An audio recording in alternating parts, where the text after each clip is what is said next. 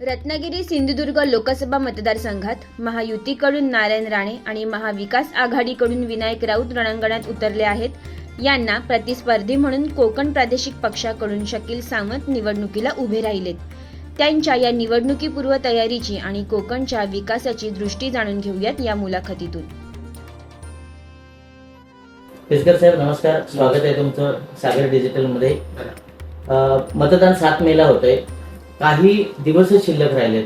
कशा पद्धतीनं तुमचा प्रचार सुरू आहे तुमच्या उमेदवाराचा? आमचा उमेदवार जो आहे तो सर्वात अगोदर मला वाटतं तो पूर्ण देशातच पहिला उमेदवार जो जाहीर केला होता तो कोकण प्रादेशिक पक्षाने केला होता जानेवारी 12ला. आणि आमचा उमेदवार जानेवारी 12 या तारखेपासूनच प्रचाराला रिंगणात उतरलेला आहे.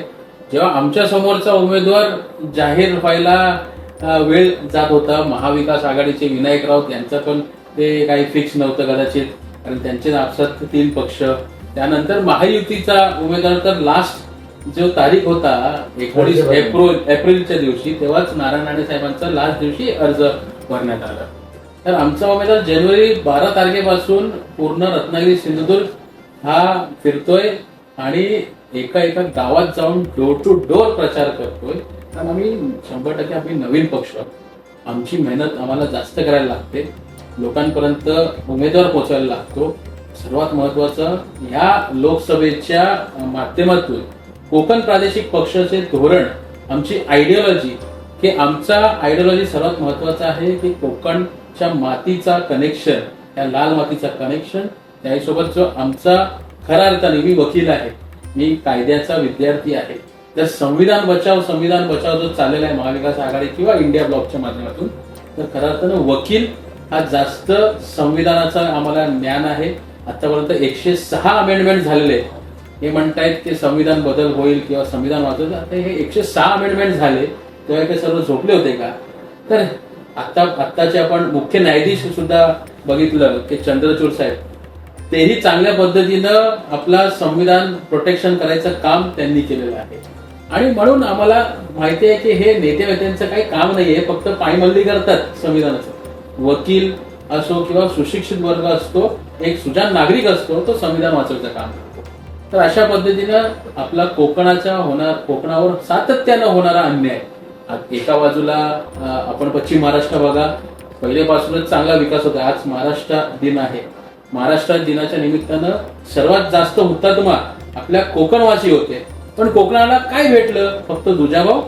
पश्चिम महाराष्ट्राच्या नेत्यांनी पश्चिम महाराष्ट्राचा विकास केला आणि कोकणाचे जेवढे पण प्रस्थापित नेते, फक्त मधु दंतोदे साहेब जर सोडून गेलं तर त्यांनी त्यांच्यामुळे आपल्याला कोकण रेल्वे भेटली, कोकणाचा विकास झाला. आणि त्याच्यानंतर मला तसे कोणतेही नेते दिसत नाही. बॅरिस्टर अंतुले साहेब होते, त्यांना मी आदर्श आमच्या समोर ठेवलेले आहे. सिनियर दलवाई होते, सिनियर दलवाई चांगले व्यक्ती, त्यांनी कोकणाचा विकास केला. आताचे दलवाई मला तेवढं वाटत नाही की तेवढे कनेक्टेड आहेत लोकांच्या पर्यंत. पण हे असं आदर्श व्यक्ती, जे जुने जाणकार नेते म्हणायचे ना, त्यांच्यानंतर आता मला वाटत नाही कोणी तसा नेता राहिलेला आहे कोकणाचा विकास हा विजन ठेवणारा व्यक्ती मला वाटत. तर हे सर्व आमचे विजन आहे. कोकणाच्या मूलभूत सुविधे जे कोकणाला भेटत नाही. मुंबई गोवा महामार्ग हे आपलं सर्वात मोठा उदाहरण आहे. 14 वर्ष अवघा मुंबई गोवा महामार्ग पूर्ण होत नाही. मुंबई गोवा महामार्ग गेली 14 वर्ष रखडलाय. तुम्ही हायकोर्टात याचिका दाखल केली, त्याची कोर्टाने चांगल्या पद्धतीने दखल घेतली. तुम्ही चिपळूण पासून बांद्यापर्यंत फिरताय प्रचारासाठी. तर नेमके कोकणचे मूळ जे प्रश्न आहेत, नारायण राणे खासदार होते, मंत्री होते केंद्रात, विनायक राऊत 10 वर्ष खासदार आहेत, असं असताना सुद्धा अजूनही तुम्हाला असं काय नेमकं दिसतंय की काय नेमके प्रश्न राहिलेत विकासाचे? सर्वात अगोदर ह्या दोघे नेत्यांचे जे आमच्या प्रतिस्पर्धी नेते आहेत ते त्यांचं विजन नाही. विनायक राऊत साहेबांनी मला एकदाही तुम्ही भाषणात दाखवा किंवा त्यांनी असं एकदाही आपल्या रत्नागिरी सिंधुदुर्ग लोकसभा मतदारसंघात त्यांनी आंदोलन केलंय, रस्त्यावर उतरले किंवा एका बैठकी केलेल्या आहेत, आपल्या गावकऱ्यांचा काय प्रॉब्लेम आहे. आता मुंबई गोवा महामार्गाला आपण बघायला गेलो, आपले जास्त जे मोठे शहर आहेत, स्टार्टिंग फ्रॉम माणगाव, कोलाड, चिपळूण, लांजा, आपल्याकडे खेडचा लोटे, सर्व बिझनेस आणि गाव जो आहे त्यांचं घर आहे तो महामार्गावरती होता. त्यांनी कधीही असं बैठक घेतली नाही की तुम्हाला हायवे कसा पाहिजे, काय बायपास कसा पाहिजे, फ्लायओव्हर कसा पाहिजे. एकदाही मूलभूत या विषयावरती, महामार्गाच्या विषयावरती विनायकराव साहेबांनी बैठकी घेतलेल्या आहेत. त्याही सोबत जो लोकसभेमध्ये एकदाही विनायकराव साहेबांनी प्रश्न सुद्धा सांगितलं नाही, तारांकित प्रश्न म्हणून स्पेशल, की महामार्ग का रखडतोय, का होतोय. फक्त आता इलेक्शन आला म्हणून बोलणार की आमचा पाठपुरावा किंवा आरोप लावणार भाजपच्या विरोधात, कारण आता भाजपचे नेते आहेत किंवा उमेदवार आहेत. त्यांनी काही तसं केलं नाही. एक फेमस झालेला आहे त्यांचा व्हिडिओ, इडली डोसा क्यू खाते है, वडा को भूल गए. काय आम्ही तुम्हाला कशाला निवडून दिले? इडली वडा डोसा हे बोलायला संसदमध्ये दिले नाही. त्यांची हिंदी साधी त्यांना येत नाही. मला अभिमान आहे आपला मराठी आणि जास्त कोकणात व्हायचा अभिमान आहे. पण हिंदी ही भाषा आपली देशाची राष्ट्रभाषा आहे आणि ती लोकसभेमध्ये चालते. ती साधा हिंदी, साधा इंग्लिश बोलता येत नाही.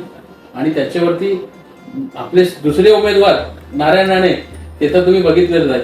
ते ऑलरेडी सर्वात पहिले जर राजकीय त्यांचा आपण बघितलं इतिहास, नारायण राणे 2दा आमदारकीला कोकणाला सुद्धा पाडलंय आणि बँड्रामध्ये सुद्धा ते पडलेले.